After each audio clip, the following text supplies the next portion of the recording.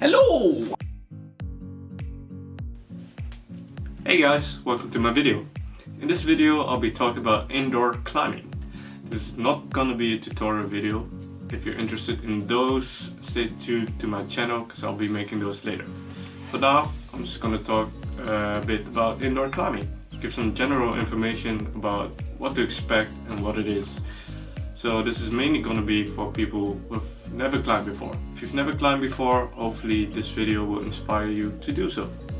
First thing you need to know before you start is that indoor climbing has 4 types of climbing. These types are bouldering, top rope climbing, lead climbing,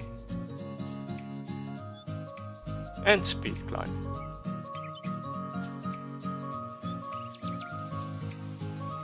If you're going to climb for the first time, you'll most likely go bouldering or top roping. So for this video, I'll be focusing on these 2 disciplines.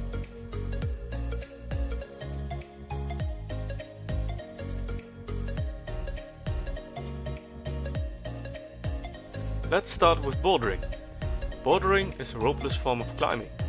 This might sound scary, but don't worry. The walls are relatively low and they should be meant for you to land on in case you slip and fall. Just like in this example. As you can see, I fall down, but I'm totally fine. I can still dance. The idea is that you follow a route called a problem in bouldering. The most common way to indicate a problem, at least here in the Netherlands, is by color of the holds. The way you start a problem is indicated at the start. The way this is indicated differs from gym to gym. Here I start with one hand on the starting hold as indicated. And here I start with 2 hands.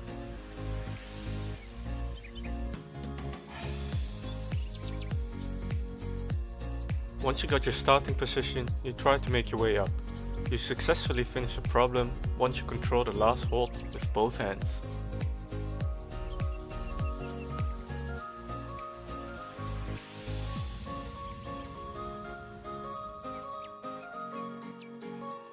There's 2 main grading systems in bouldering, which indicate the difficulty of a problem.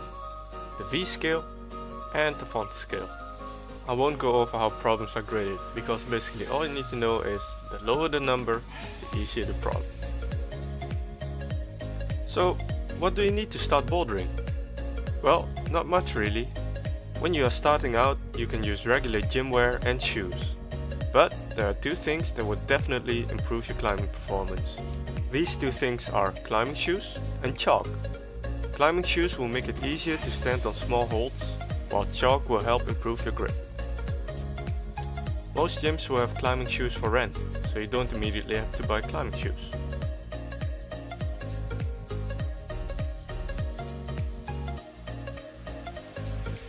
Bouldering can be done on your own,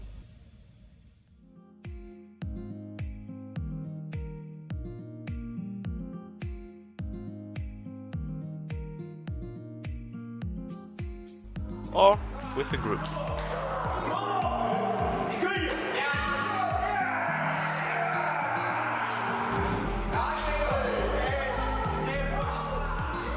Now that I've covered what bouldering is and how it works, I'll go over a couple of do's and don'ts in bouldering. Before you start a problem, check the area around it.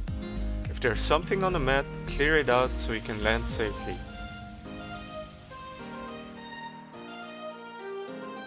Report loose holds. If there's a spinning hold, report it to an employee so he or she can fix it.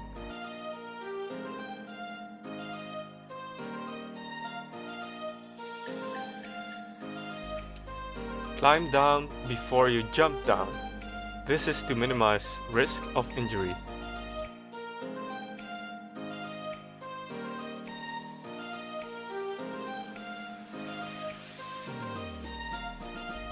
Do not walk too close to where others are climbing. Keep your distance and walk around. Do not climb with jewelry on. Climbing with jewelry on can be a real hazard to your health, so make sure you remove rings, necklaces, watches and other valuables before you start climbing. Ask for help if you need it. People in the climbing community tend to be a friendly bunch. Don't be afraid to ask for help or just to socialize.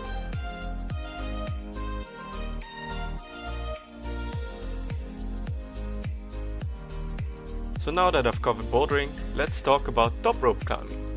If you go to a climbing gym for the first time and you want to do some rope climbing, top rope is where you will start.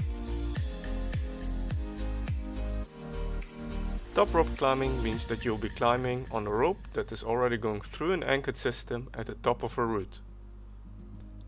On one end of the rope will be a climber, on the other end will be what we call a belayer.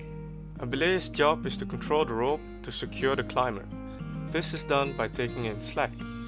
So if the top rope climber falls, he or she will only fall a short distance. I will not explain how belaying is done, because this should be done by a certified climbing instructor at the gym that you are climbing at. Just like in bouldering, the idea is that you follow a colored route. And these routes also have grades. The grading system used in a gym also differ depending on which part of the world you are in. But again, basically, the lower the number of the grade, the easier the route.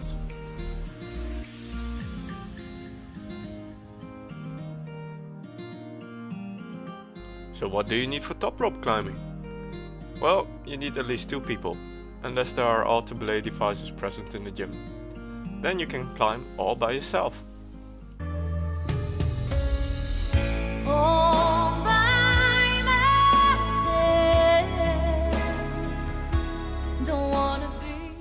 If you don't have a climbing partner, contact the gym you want to climb at. Usually, climbing buddies can be arranged. When it comes to gear, you need at least a harness, a belay device and a carabiner.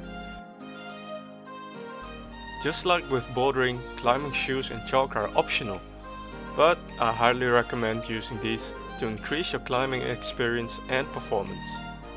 And again, you should be able to rent every piece of gear at the gym you are climbing at. And just like with the bouldering section, I'll go over a couple of do's and don'ts for top rope climbing. Check each other. Do a safety check to make sure both you and your partner did every step correctly before you start your ascent of the route. These checks should be explained by the instructor of the gym.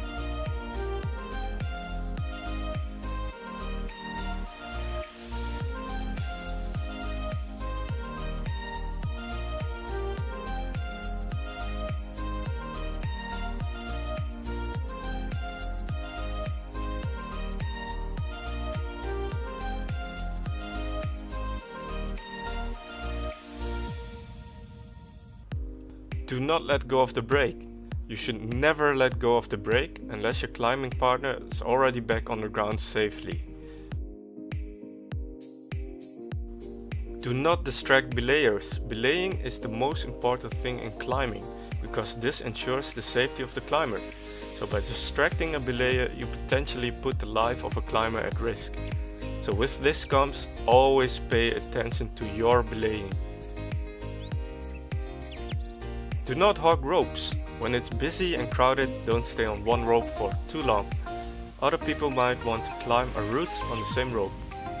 If you see someone might be waiting, ask them. And vice versa, if you want to wait on the rope, tell the people that are using that rope that you want to use it after them.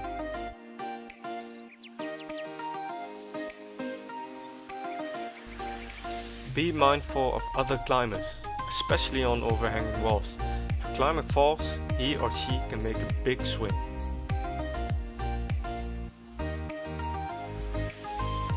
If you ask for a take, which means the belay takes in as much slack as possible, don't be afraid to just hang and rest at the spot you are hanging at.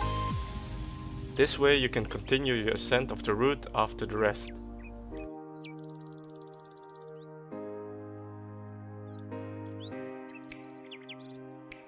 If you need help with anything, ask away. Better safe than sorry. And like I said before, climbers tend to be a friendly bunch.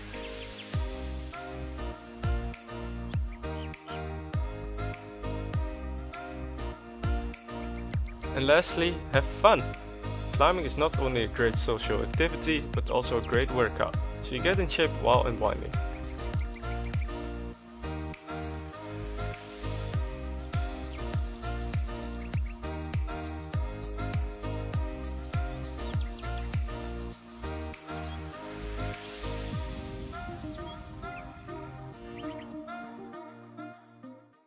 I hope this video inspired some of you to try out climbing. If you want to start climbing at the climbing gym I shot this video at, check the description box down below for a link. This is the first video I've ever shot and made, so if you got feedback, please leave a comment down below and tell me what you think. That's it for this video. I hope you enjoyed watching it as much as I did making it. If you did, give it a thumbs up, subscribe to my channel, and I'll see you guys later. Peace!